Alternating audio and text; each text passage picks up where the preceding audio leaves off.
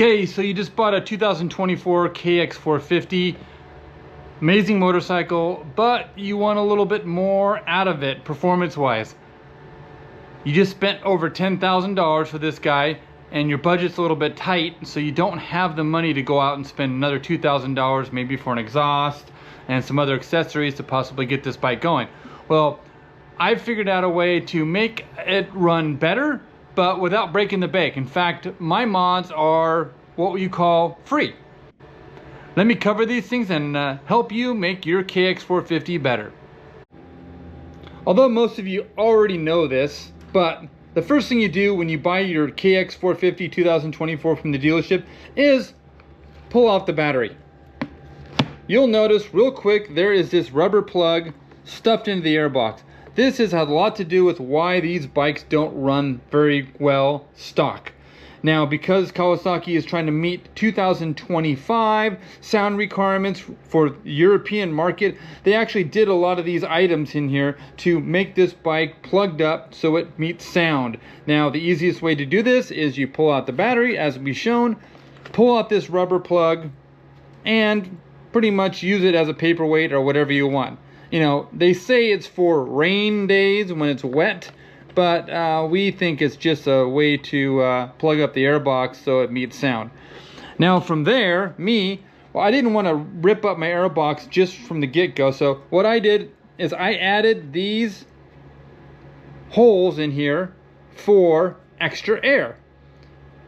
It does help a little bit. Now from there, some of the factory guys, as you can see, they're actually cutting out this entire section. I've even seen some basically cut out this whole half of the airbox, basically leaving this completely open right here.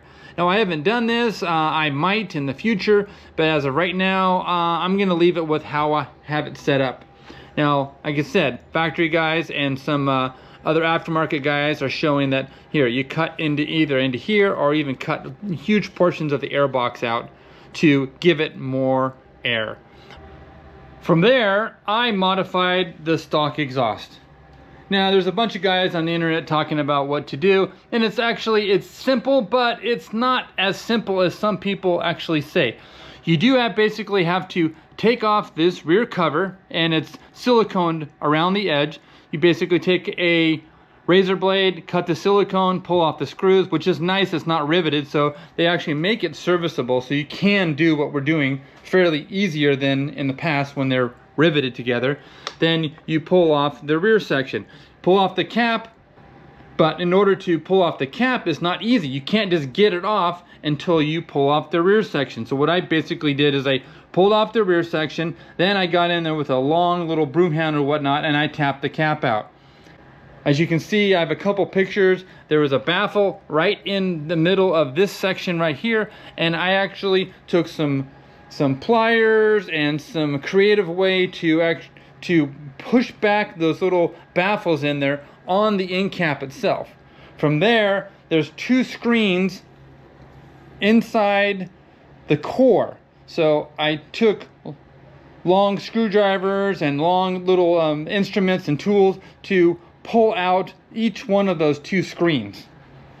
Now, there's a couple other ways to do it. Some guys use a long drill bit and they try to get the screen wrapped up around there. I mean, I just took a sharp screwdriver and I slowly tapped around the edges and I got the actual screen out. Now, I did try to get the ring out of one of the screens. It was a lot of work, it was a lot of pounding, a lot of bending, and it ended up being too much work for what it was on the benefits. So I just took out one of the rings just by trial and error, but I don't suggest you trying that. Just get the screen out the best you can, leave those two rings in there. Now, that alone does pep up the bike and make it run a little bit better. So here we are, we're getting more flow from the exhaust and we're getting more flow from the airbox.